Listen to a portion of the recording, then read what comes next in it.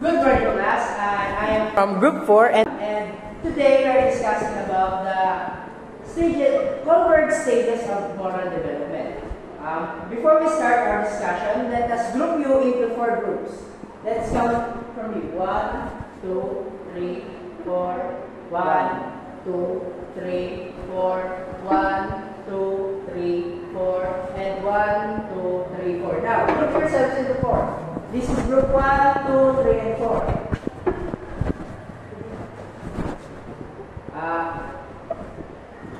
Group, please have a representative for each group to take the activity.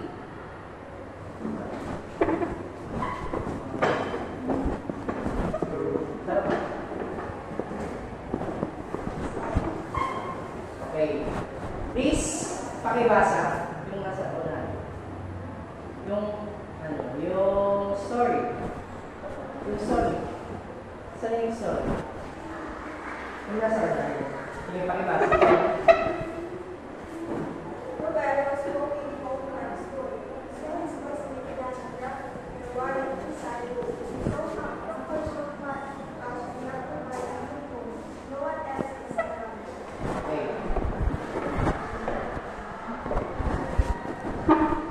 So in this scenario, Noel was walking home from school and saw his classmate Jana drop her wallet.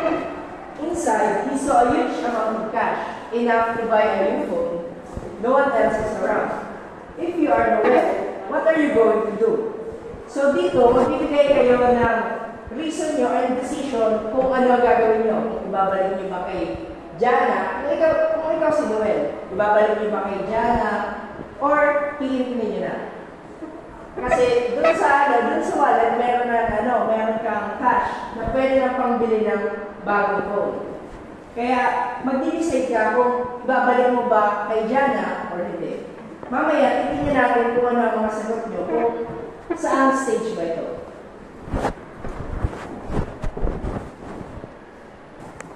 On that activity, we can define or we can measure the moral reasoning of every student in our classroom.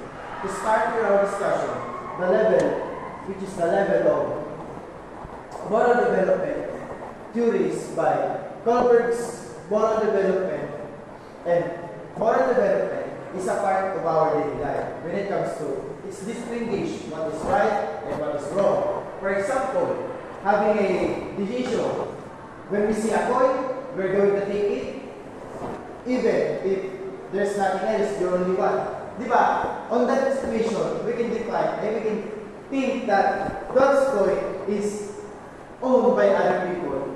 And you can think it naman na there's nothing people, you're only you, but also may beliefs ka, pinagano, which is not your culture na. Pagbago sa iyo, di ba po, yan.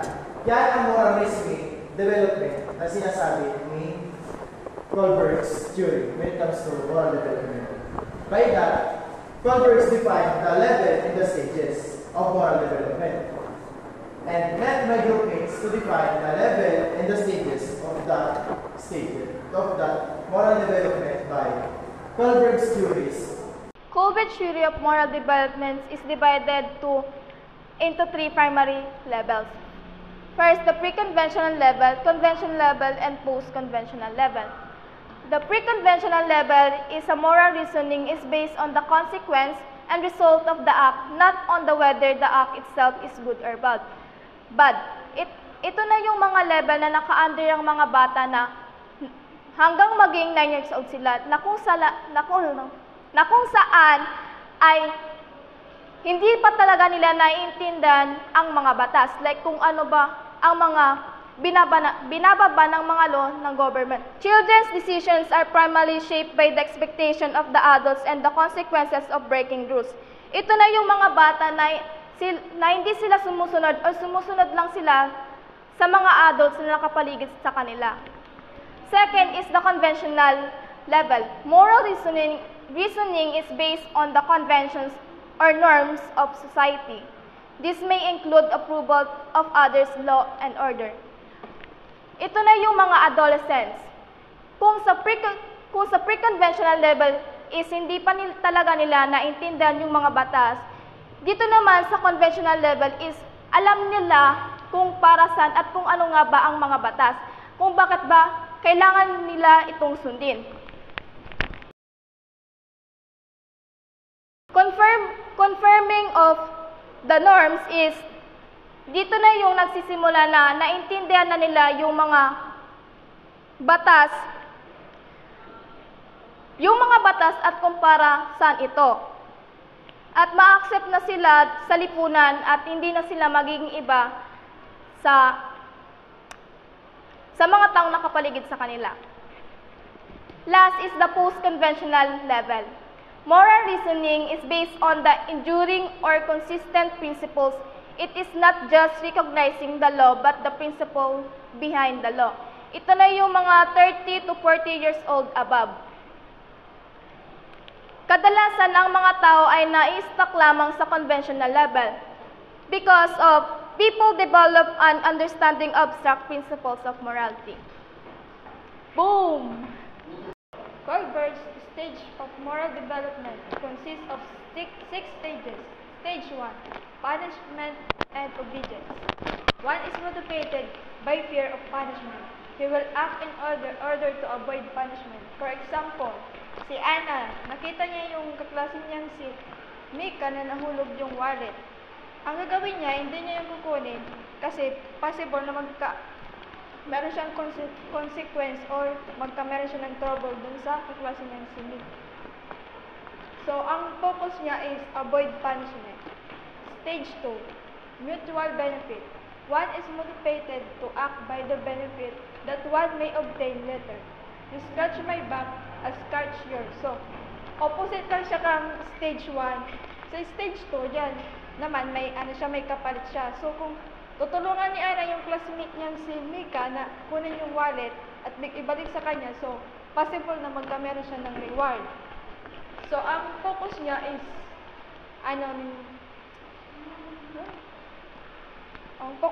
sa interest ng The next stage is social approval. One is motivated by what others expect and behaviors good girl and good boy. The person acts because he value how she will appear to others. She gives importance in what people think or say. Ano daw? Dito daw yung mangyayari ang mga bata ay sumusunod sila dahil gusto nila makita sila as a perfect good girl or good boy. For example, sa social approval.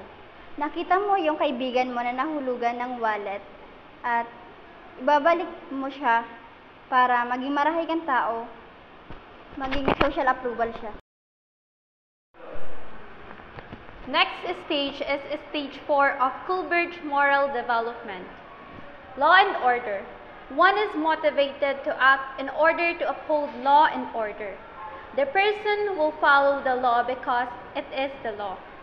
Individuals at this stage follow laws and rules simply because they exist. They believe that it is their duty and they avoid punishment. Also, they want to maintain the social order. They respect the authority figures like teachers, parents, and police. Example in this stage is si Noel, nahulog niya yung wallet niya. And then may laman yun ng pera and card. Si Christian and si Sam naman is nadaanan nila yung wallet, nakita nila may nahulog na wallet. Sam said to Christian na kunin yung wallet kasi baka may laman na pera. And then Christian said to Sam na I won't steal that because it's in the law. Next, stage 5, social contract. So, the laws can be changed, one of the based on social justice and common good. So, pag sinabi tang social contract is isa siyang agreement sa among individuals and social group to by certain law. So, kapag sinasabi tang social contract is tumutukoy siya sa kung paano mag-decide yung isang tao sa kung susunod ba siya sa isang batas kasi alam niyang tama. So, example nito is yung nakapulot ka ng wallet tapos isosoli mo siya kasi alam mo ito yung Next stage, universal principle. This is associated with the development of one's conscience having set of standards that drives one to possess moral responsibility to make social change. Ayon kay Colbert, ang isang tao ay kumikilos batay sa kanyang sariling mga prinsipyong etikal na itinuturing niyang totoo or tama, kahit na ito'y labag sa batas. For example, si Noel, nahulog ang kanyang wallet, and si Christian naman, siya ang nakapulot. Si Christian, sinuli niya ang wallet dahil siya may karapatang pantawag dahil itong wallet kay Noel yon. Halimbawa, si Noel, nahulog ang kanyang wallet, and si Christian naman, siya ang nakapulot. Ang ginawa ni Christian, sinuli niya ang kanyang wallet kay Noel dahil siya meron siyang karapatang pantawag kung susumahon baga, itong wallet na to, kay Noel to. Sunod, si Christian lang nakapurot and sinuli niya. To sum up all the discussion my group mates discussed, Kohlberg's stages of moral development explains how moral intellectual of the child. Kohlberg's stages of moral development explains the moral development of children. Cognitive development follows a series of stages, the one that my group mates discussed, the stage 1 up to 6. And Kohlberg's theory of moral development is divided into 3 levels: the pre-conventional, conventional, and post-conventional levels. And Kohlberg emphasized that it is the way an individual reasons about a dilemma that determines positive and moral development. Dito ina-explain na kung ano ba magiging desisyon ng isang bata or ng isang tao sa certain scenarios. Like, yung mga ina-explain nila kanina, yung about sa nahulugan ng wallet. Kunwari, si Noel nahulugan ng wallet, and si Sam naman, nakita niya yung wallet. Dito, nakadepende sa pag-iisip niya kung ano ang magiging decision niya sa buhay. Like, yung pagsasauli niya ng wallet, yun, naiisip niya dito sa stage 1 up to 6, may isip niya kung ibabalik niya ba para may maging magandang resulta yung gagawin niya, and hindi niya gagawin kasi may iniisip siya na ibang maganda, like sa sarili niya, maganda yun para sa sarili niya. Pero sa pagtingin ng iba, hindi. Like, kunwari dito, sa stage 1. Sa stage 1 naman, dito yung sa pre-conventional level. Dito yung 0 to 9 years old. Dito, ang pag-iisip ng bata is, ayaw nilang ma-punish. And sa stage 2 naman is, gusto nila yung may nakukuha sila. Sa pre-conventional level is, dito yung kaisipan ng mga bata. Pero kahit matanda, may ganito pa rin ang pag-iisip. Sa stage 1, ayaw nilang ma-punish. Kunwari, ayaw niyang iuwi yung iuwi niya yung wallet kasi alam niya magkakapunish siya. Kaya iuwi niya. Yun yung pag-iisip ng isang bata. Sa stage 2 naman is a mutual benefit. Isasauli niya kasi ang isip niya, bibigyan siya ng reward. Kaya isasauli niya yung Sa conventional level naman, which is the stage 3 and 4, sa social approval. Dito, makikita mo na, na sila, conscious na sa image na kanilang sarili. Kunwari, isasauli nila yung wallet kasi alam nila na kapag hindi, magiging masama yung tingin sa kanya ng ibang tao. And then sa stage 4 naman is law and order. Dito, conscious na yung bata na ito masama ito hindi. Kaya alam niya kung ano ang magandang gawin at alam niya yung batas. Kunwari sa batas, susundin mo yung batas, kaya mo siya, kaya isasauli mo yung wallet kasi alam mong nilalabag mo yung batas. And then sa post-conventional naman, which is yung mga adult na, nandito na yung stage 5 and stage 6. Sa social contract, nandito yung alam mo na mali yun. Kunwari, sinauli mo yung wallet kasi alam mong mali yun. Kaya isasauli mo siya. Dito naman sa stage 6, bihira ang mga nakapunta sa gantong stage.